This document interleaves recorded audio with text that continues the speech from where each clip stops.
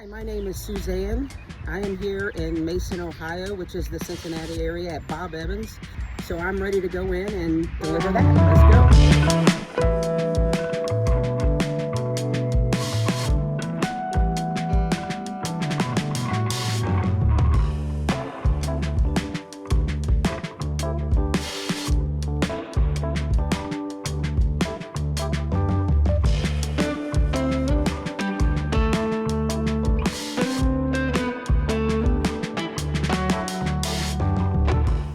So we're live in Mason, Ohio. I have Suzanne with us here today. Suzanne, it's great to see you again. I know it's been a while. Good to see you too, Ben. Suzanne was previously on our Driver Spotlight series that we did over Zoom. That was probably 2 years ago, 3 years ago? It was during COVID, I guess. Yeah. It was definitely probably around COVID times. We are now meeting for the first time in person just outside Cincinnati, about 20-30 minutes north of Cincinnati. As you guys saw, we just got done picking up $1,400 worth of Bob Evans. In terms of Bob Evans deliveries, pickups, packaging, things like that, how did that pickup feel for you? That is a very standard pickup from Bob Evans. They always usually put most of the stuff in boxes, and it's easily to stack and easy to fit in my car. I can fit 18 of those boxes in my car, actually. That's crazy that you have it counted out like that. Yeah. You kind of mentioned you're super familiar with some of the locations a little further south in here. I am. Don't come up this north all the time. And I know you live across the border in Kentucky, correct? I do. I live right just Indiana, right by Indiana, like the last exit before that. Okay. So like what, in terms of deliveries you'll accept and like a radius that you'll drive to, do you like to stick around downtown Cincinnati? Do you drive up here if the pay is worth it? Like what does your delivery radius look like when you're considering deliveries? When I'm considering deliveries, if I can get like 2 or 3 in the same area, it doesn't matter where the area is at that point. So if I get 2 or 3 in the same area, I've actually picked up at this Bob Evans several times. I pick up at, there's a Carrabba's right down the road here that I pick up on Merton Drive. So I've been up here many times, but I try to do 2 or 3 orders if I go this far. Yeah, that makes a lot of sense. What, would you prefer to stick in like downtown Cincinnati just to make it easier on you getting back home? Or like where would you say your native area is? My native area probably is downtown Cincinnati, Covington, Calhoun Street, right by UC. Right in that area is where I usually go. You've been on the platform, I think, for 4 years now? 4 years, yeah. 4 years? Yeah. So 2021. In that time frame of things, I know obviously we're rolling out the new app at the end of last year. You already showed up some new functionalities within the app updates we've been rolling out over the past month. Like, what has changed for you in the catering realm of things, in the delivery realm, the DeliverThat realm? Like, how much different are things from 2021 to 2025? So when I first started on the platform, it's always a struggle to get orders. You always have to prove yourself at some point, and so you had to be really quick. Yeah. And I'm not always that quick.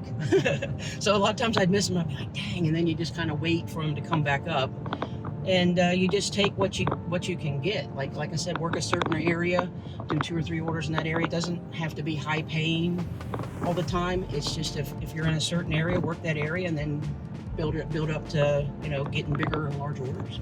So like, do you feel like restaurants are standardizing their preparation and getting things out the door? The packaging's better, timeliness is better, things like that?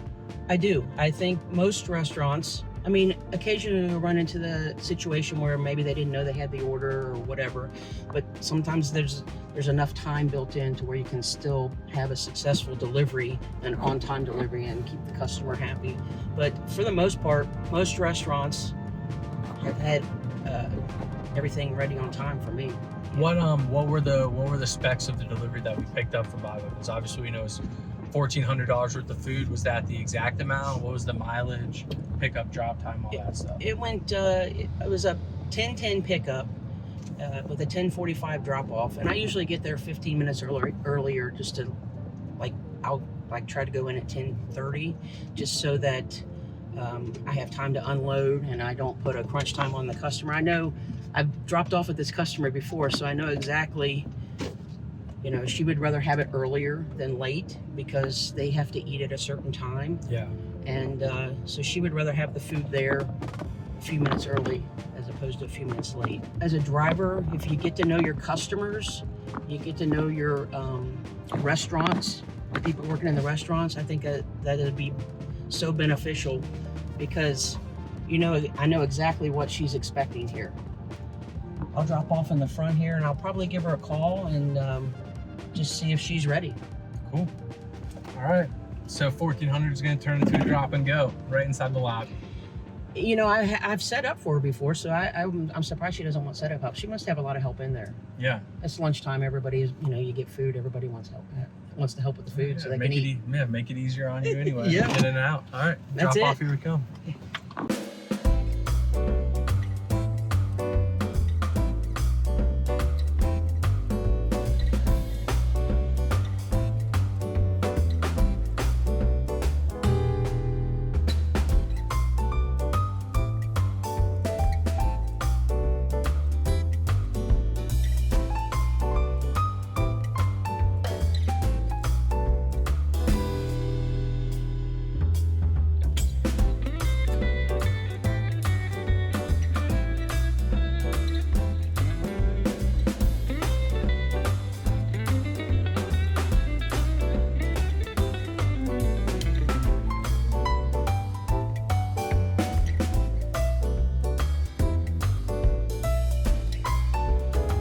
Okay, so quick and easy KFC pickup.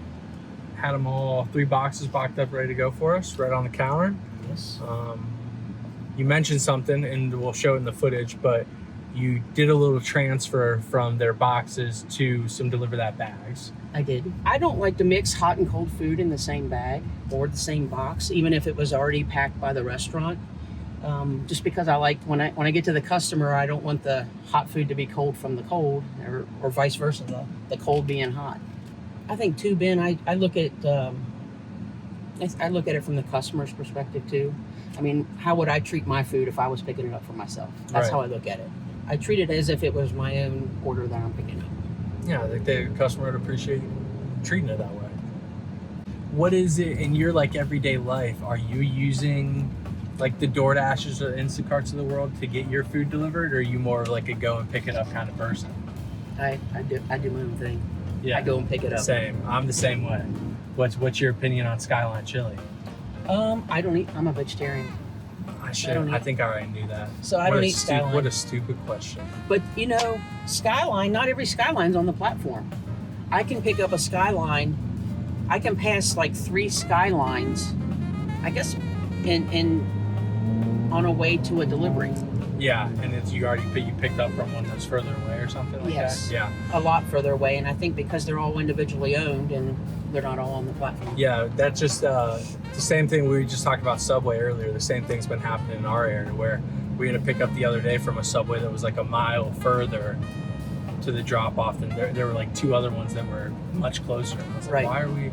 why are we doing that? But yeah, sometimes it's based on how the brands have it set up. So only some locations handle the catering, or like you mentioned, sometimes it's franchised out and only certain ones are set up on the platform. So do you know what the largest catering delivery you've ever taken is? The largest, I did a $5,500 Skyline, but I did that with Gary. Nice.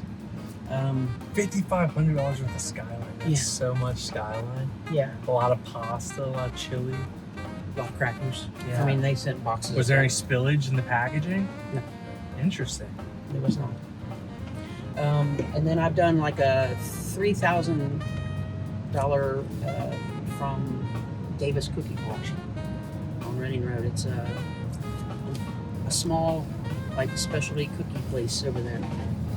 Davis Cookie Collection. Mm-hmm. I've done like $3,000 orders from Maggiano's. I mean, when you know, the more orders you do, the more you'll realize like $3,000 of one restaurant may not be the same as $3,000 of another restaurant. All right, we're on site for drop off number 2 of 2, 11:39 for 11:45 drop off. We got $230 worth of KFC. Ready to rock and roll. Ready to rock and roll, let's do it.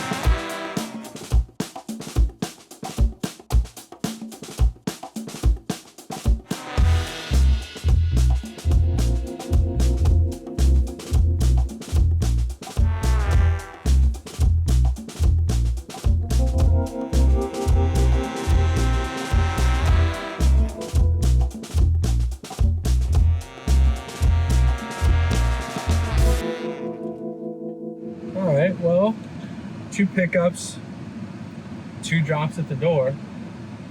You said your delivery a little later on is also probably going to be a drop off at the door. Yes. But you enjoy doing the setup part of these deliveries that we're not able to showcase today. You enjoy doing the setups? I do because gives me more time to talk. I get to interact with the customer and see what they're about and just chat with them for a little bit. But I like to do the setup. That way I can see if everything they ordered is there, make sure it's okay for them, and try to resolve if they have an issue. I get a lot of other drivers though ask me, who I'm delivering for. Never heard of DeliverThat. Oh, like when you're at pickups and stuff? Mm-hmm. I mean, the bags stand out. They're very distinctive. So they stand out, and everybody's like, I can always see them trying to read my bag. What is that? Where is she delivering for? So what do you do? What do you do in your free time? I know you have a ton of land and stuff down at your home, right? So what do you do outside of the delivery world? We have ATVs, all trained vehicles that we ride. We fish.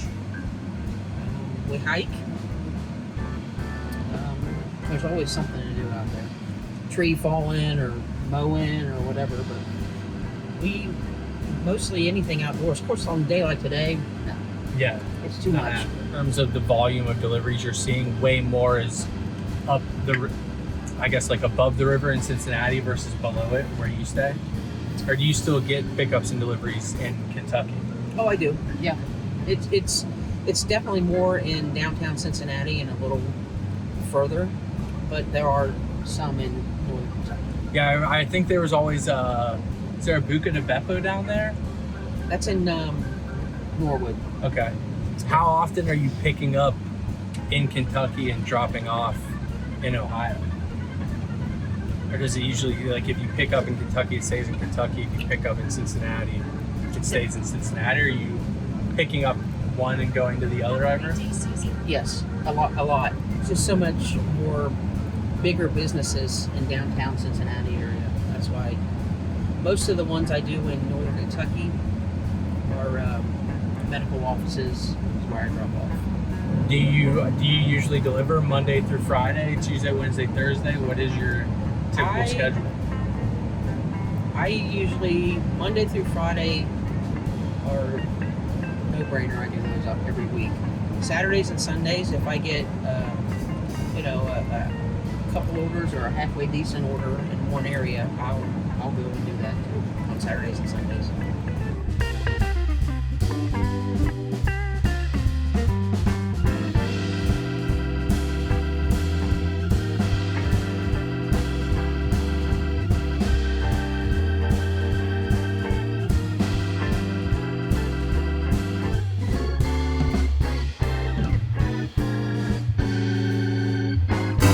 All right, delivery 3 of 3 on the day. Pick up at Paris Baguette. Quick and easy. How much was the order cost on that? Like $100, $200? $167. Okay. The woman there that you knew, been there since 6 a.m. Yeah. If she was ready to get off her shift, I would be too. Yep. I would probably almost rather stay inside the store though, because it's much cooler in there than it is outside today. Felt pretty good in there. Right now we're in downtown Cincinnati. Yeah, we are officially in downtown Cincinnati, I should say. Right around the corner from all the stadiums. What's the main street in downtown Cincinnati? Is there like a high street, a front street? Or? There's they have a place that's called Fountain Square, and that's kind of like the center. So it's on 5th Street. 5th Street. All right. We're gonna 1, 2, 3, pass 4, 5. Nice. I think we just picked up on 4th Street. Yes. So we're right around the corner there. I think this drop-off is less than a mile away too. Yes. Right around the corner. So this one should be another quick and easy one. Then we got 3 deliveries on the day. What is it like for you building relationships and rapport with these employees at all these different restaurants? How do you go about walking in and them being happy to see you? I try to just have a positive attitude. I mean, even when something's delayed, I don't take it out on the employees there. There's things that are out of everybody's control. So I just try to make a connection with them in a positive way. you have any tips and tricks for parking in a city like Cincinnati or getting these drop-offs? I try to park in loading zones. So you get like a 15-minute loading zone, and then I have Oh, there it is. catering delivery in progress. Look at that. And I stick one on my mirror and I stick one in my window, and they know that I'm loading food or whatever. So that's usually where I park in the major cities. That's a great, I think that's the first person we've had show that on live delivery. So Jim will appreciate that. Shout out to Jim. Tell Jim I ordered them. So what? So we probably spent, what, first pickup was at 10:10, second drop off was 11:45. Yeah, 11:45. We took a little break. Nate and I took a little nap, for those at home wondering. Then this pickup, we're gonna end around 3:15. So all in all, we'll call it 2 hours of work on the DeliverThat platform today, maybe loosely. How much, dude? Do you know how much money we made today on these 3 deliveries?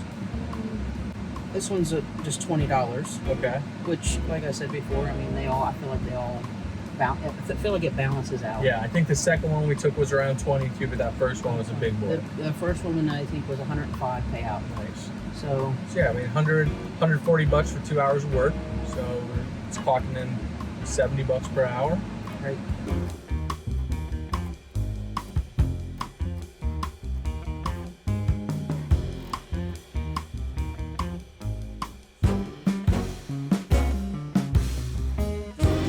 All right, and that's our day. That's our day. 3 deliveries, all on time. 3 drop and goes. I don't think we've done that before. That was crazy circumstances, but you take what you get. That's it.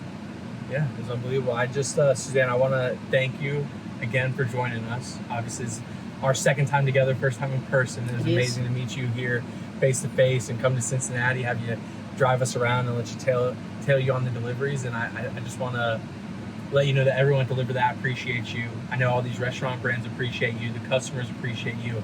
Obviously, that interaction shows it in itself. Woman's very happy to see you. Says she loves you, loves seeing you. You light up her day when you're coming there. You're always positive, have a great attitude. So hearing that kind of sentiment from a customer directly is so good to hear in real time. So thank you for everything you do for us. Thank you for your time on the platform and any other platforms you ever delve into at any point in time. But we just appreciate you we appreciate you in the gig economy. So thank you so much. I appreciate that. That was a very nice compliment. I thank you so much. Of course, thank you so much. And that's what I strive for. I strive for, happiness on both ends.